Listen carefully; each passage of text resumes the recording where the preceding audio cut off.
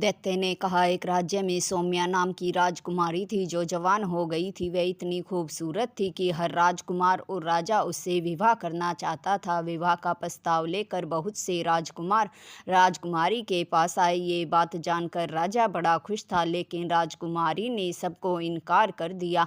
यह बात सुनकर राजा राजकुमारी से कहने लगा, आप बेटी, आखिर तुम कैसा पति चाहती हो? राजकुमारी सौम्या ने कहा, पिताजी, मैं ऐसे राजकुमार से शादी करूंगी जिसमें कोई खास विशेषता हो जो दूसरे किसी व्यक्ति में न हो। राजा ने ये बात सुनी तो कहने लगे, क्या कोई ऐसा राजकुमार मिलेगा? राजकुमारी सौम्या ने कहा, पिताजी, अगर ऐसा कोई राजकुमार मिलेगा तो ही मैं विवाह करूंगी। कुछ दिनों के बाद एक राजकुमार राजकुमारी से विवाह का प्रस्ताव लेकर आया। राजकुमारी ने उससे पूछा, आप में ऐसी क्या विशेषता है कि मैं आपसे विवाह कर लूं? तभी राजकुमार ने कहा, राजकुमारी, मैं एक त्रिकालदर्शी हूँ। मैं भूत, भविष्य और वर्तमान किसी भी व्यक्ति का बता सकता हूँ। ये बात सुनकर राजकुमारी ने कहा, तो अच्छा, ठीक है, आप मेरे वर्तमान के बारे में बताइए।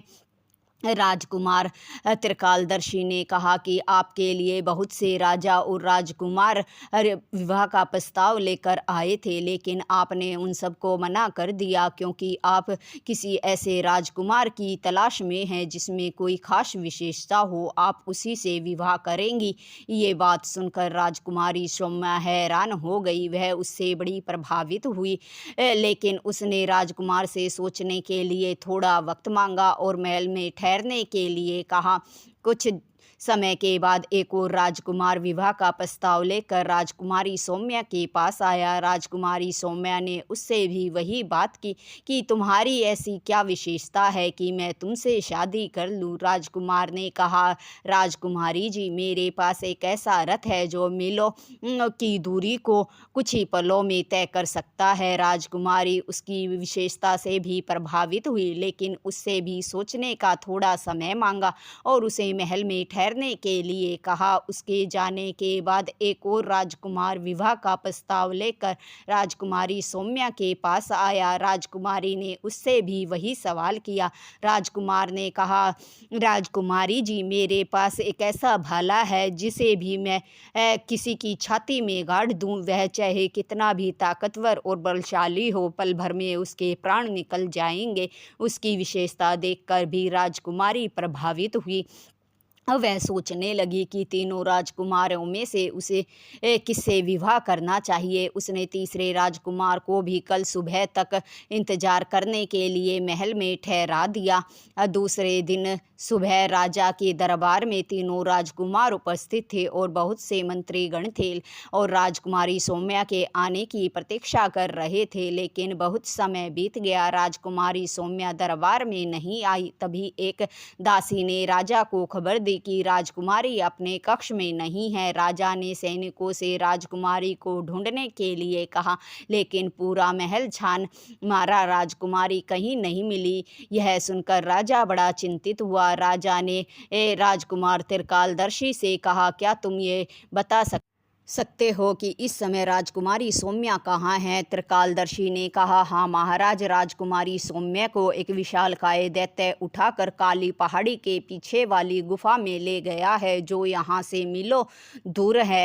ये बात सुनकर दूसरा राजकुमार कहने लगा, मैं अपने रथ पर सवार होकर वहाँ कुछ ही पलों में पहुँच सकता हूँ। फिर तीसरे राजकुमार ने कहा कि मैं अपने भाले के द्वारा उस विशालकाय दैत्य का पल भर में वध कर सकता हूँ। राजा ने तीनों राजकुमारों को जाने की आज्ञा दे दी। रथ में सवार होकर तीनों राजकुमार पल भर में ही दैत्य की गुफा के बाहर पहुंच गए। फिर भाले वाला राजकुमार गुफा के अंदर गया और जैसे ही उसने विशालकाय दैत्य को देखा तो अपना भाला फेंक कर उसकी छाती में मारा। छाती में जैसे ही भाला गड़ा, विशालकाय दैत्य गिरकर ढेर हो गया। वे राजकुमारी को लेकर वापस महल लौट आए। तभी दैत्य दंभिकासुर ने कहा, बताओ राजा विक्रमादित्य, राजकुमार कुमारी किससे शादी करेगी? विक्रमादित्य ने कहा कि भाले वाले राजकुमार से, जिसने दैत्य का वध किया था। दैत्य दंभिकासुर ने कहा कि ऐसा क्यों? पहले दो राजकुमारों ने भी तो राजकुमारी को वापस लाने में मदद की थी। राजा विक्रमादित्य ने कहा, पहले राजकुमार ने तो केवल ये बताया था कि दैत्य राजकुमारी को उठा कर ले गया है। राजा के सैनिक ये पता लगा ही लेते कि राजकुमारी कहाँ गई। दूसरे ने तो केवल वहाँ तक पहुँचाया था। राजा के पास ऐसे तेज घुड़सवार थे जो ये पता लगा लेते कि राजकुमारी किस दिशा में है और वहाँ तक पहुँच ही जाते। लेकिन राजा की प्रजा में या राजा के दरबार में ऐसा कोई भी वीर योद्धा नहीं था जो उस विशालकाय दैत्य का सामना करके उसे परास्त कर सके। राजकुमारी उस भाले वाले राजकुमार से इसलिए भी शादी करने को तैयार थी क्योंकि वह जानती थी कि शादी के बाद उसके पिता का राज्य चारों ओर से सुरक्षित हो जाएगा, क्योंकि वह एक शूरवीर योद्धा था। दैत्य ने कहा, राजा तुम्हारा उत्तर बिल्कुल सही है। इस तरह से राजा ने दूसरे सवाल का जवाब दिया। राजा ने कहा कि अब तीसरा सवाल पूछो। दैत्य थोड़ा घबरा सा गया था। राजा विक्रमादित्य ने कहा, क्या हुआ दुष्ट दैत्य, अब क्यों घबरा रहा है? चौथा सवाल पूछ, समय बर्बाद मत कर, अब तेरा अंत जल्द ही होगा। दैत्य ने कहा, तो ध्यान से सुनो। चार मित्र थे, एक बढ़ई, दूसरा दर्जी, तीसरा सुनार और चौथा ब्राह्मण। चारों गांव से शहर की ओर जा रहे थे क्योंकि उनका मानना था कि उनके हुनर की गांव में कोई कदर नहीं है। वे अपने हुनर को शहर में जाकर आजमाना चाहते थे। चलते चलते रास्ते में रात हो गई थी। सुनसान रास्ता था। वहीं विश्राम करने की सोची, लेकिन फिर सोचने लगे कहीं जंगली जानवर न आ जाए, इसलिए बारी बारी से वे एक एक करके पहरा देंगे ताकि बाकी आराम से सो सके। पहले पहरा देने की बारी बढ़ई की थी। तीनों मित्र सो गए। बढ़ई पहरा दे रहा था। रात कटे नहीं कट रही थी। बढ़ई ने सोचा, ऐसे तो रात कटेगी नहीं, कुछ तो ऐसा करना होगा जिससे समय जल्दी से कट जाए। तभी बढ़ई की नज़र पास में पड़े एक लकड़ी के टुकड़े पर पड़ी। बढ़ई ने सोचा, क्यों ना इस टुकड़े पर अपनी कारीगरी की जाए, इससे समय भी कट जाएगा और नींद भी नहीं आएगी। यह सोचकर बढ़ई ने उस लकड़ी के टुकड़े पर कारीगरी करना शुरू कर दिया। पहला पहर जब खत्म हुआ तो उसने उस लकड़ी के टुकड़े से बहुत ही सुंदर पुतली बनाकर तैयार कर दी। दूसरा पहर जब शुरू हुआ तो बढ़ई जाकर सो गया और दर्जी पहरा देने लगा। दर्जी जब बैठा पहरा दे रहा था तब उसकी नज़र उस काठ की पुतली पर पड़ी, तो वह उसके पास गया। देखा तो वह एक काठ की पुतली है। वह समझ गया था कि यह तो उसके मित्र की कारीगरी है। उसने सोचा, जब उसने अपना हुनर दिखाया है तो क्यों ना इस पुतली को कपड़े पहनाकर और चूड़ियाँ मैं भी अपना हुनर दिखाऊं। दर्जी ने बहुत सुंदर पोशाक तैयार की और पुतली को पहना दी और उसे चूड़ियाँ भी। दूसरा पहर भी बीत गया था।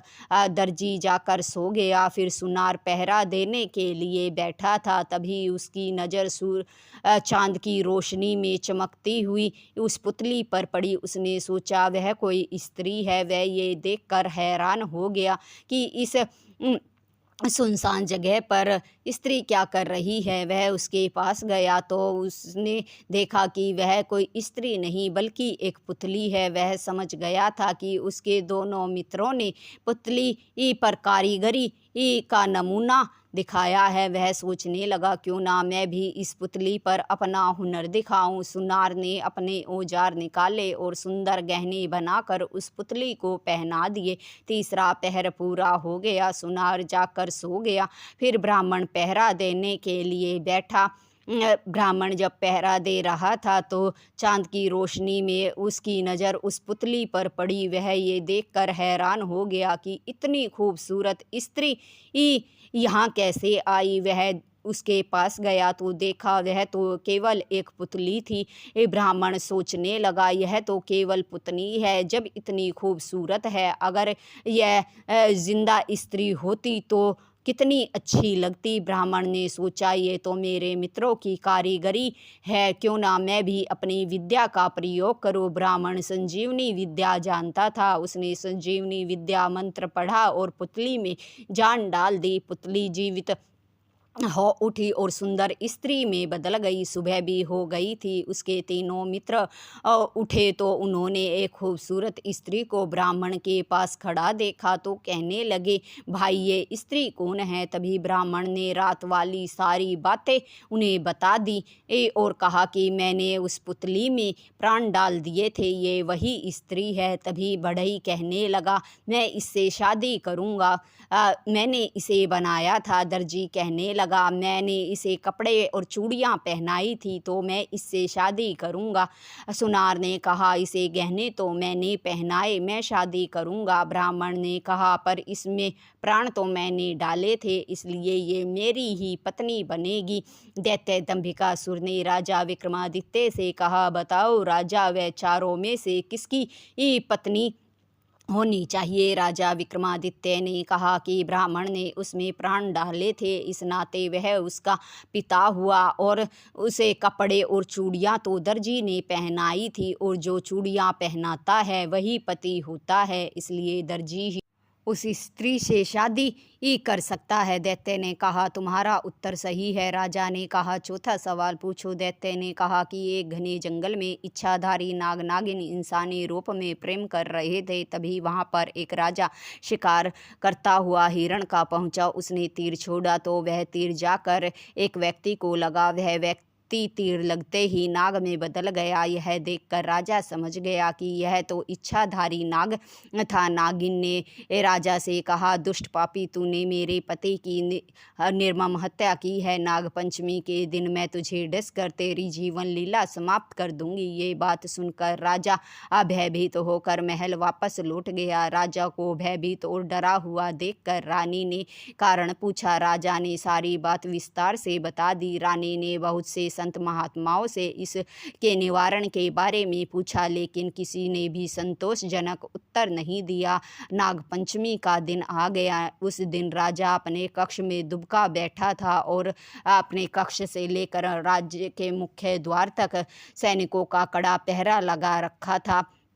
तभी वहां पर एक साधु भिक्षाटन के लिए आया। इतना कड़ा महल में पहरा देखकर वह सैनिक से इसके बारे में पूछने लगा। सैनिक ने सारी बात साधु को बता दी। साधु ने कहा कि अभी अपनी महारानी को बुला कर लाओ, मैं उनसे मिलना चाहता हूँ। इस बारे में सैनिक महारानी के पास गया। यह बात सुनकर कि साधु महात्मा आए हैं, रानी स्वयं राज दरबार पर आ गई और महात्मा जी को जलपान कराया। उसके बाद महात्मा जी से कहा, महात्मा जी, आप तो सारी बात से परिचित हैं, अब आप ही कोई समाधान बताइए। महात्मा ने कहा, पहले तो ये जितना भी कड़ा पहरा तुमने महल में लगा रखा है, इस सभी को हटा दो, क्योंकि वह कोई साधारण नागिन नहीं बल्कि इच्छाधारी है। वह किसी भी सिपाही का रूप लेकर राजा को नुकसान पहुंचा सकती है। जब इतना कड़ा पहरा देखेगी तो रानी ये बात सुनकर हैरानी से साधु की तरफ देख रही थी, लेकिन वह कुछ नहीं बोली। तभी साधु ने आगे कहा कि फिर तुम राजा के कक्ष के बाहर नाग देवता की तल्लीनता से पूजा करना और सूर्यास्त से लेकर अर्धरात्रि तक जंगल से छोटे नाग के बच्चे मंगाना और छोटे छोटे बच्चों को उन्हें दूध पिलाने के लिए कहना, और राजा के कक्ष से लेकर महल के मुख्य द्वार तक सुगंधित पुष्प फर्श पर बिछा देना।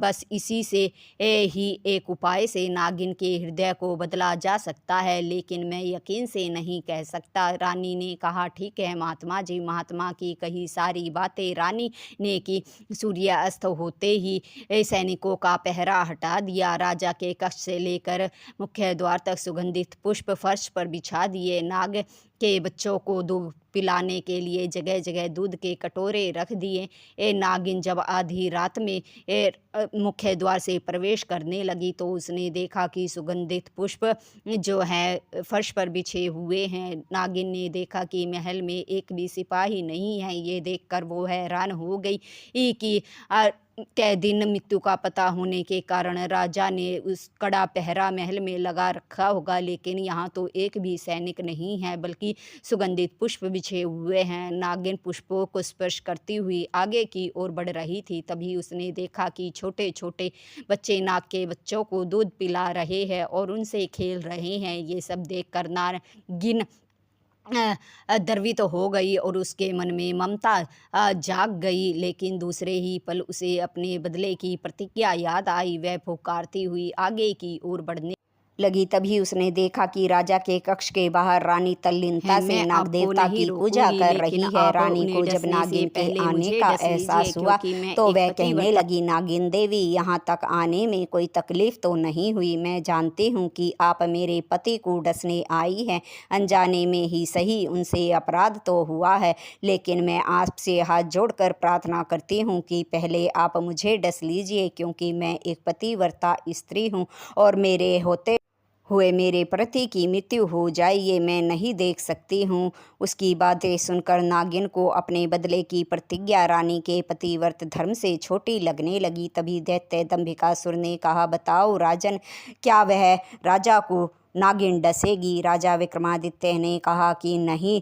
नागिन जब वहाँ तक पहुँची थी उससे पहले ही रानी के स्वागत और उसके पूजा भाव को देखकर उसका मन ममता में हो गया था और रानी की पतिव्रत धर्म को देखकर अब नागिन को अपना बदले की प्रतिज्ञा बहुत छोटी लगने लगी थी। उसने वहीं जलते अग्नि हवन कुंड में कूदकर जान दे दी, ताकि ना वो जीवित रहेगी और ना ही उसकी बदले की प्रतिज्ञा उसे पूरी करनी होगी। दैत्य ने कहा, तुम्हारा उत्तर बिल्कुल सही है। राजा विक्रमादित्य ने 4 प्रश्न हल कर लिए थे। तभी राजा ने कहा, 5वां प्रश्न पूछो। जैसे जैसे प्रश्नों के सही उत्तर राजा दे रहा था, वैसे वैसे दैत्य की शक्तियां भी कम होती जा रही थी। दैत्य ने कहा, एक बनिए के 3 बेटे थे, तीनों अंधे थे, पैसों की ज़रूरत थी। वह राजा के पास गया और कहा कि उसके बेटों को अपने पास रखकर उसे कुछ पैसे उधार में दे दे। राजा के मंत्रियों ने कहा, तुम्हारे बेटे तो अंधे हैं, ये राजा के किस काम के? बनिए ने कहा, ये अंधे जरूर हैं,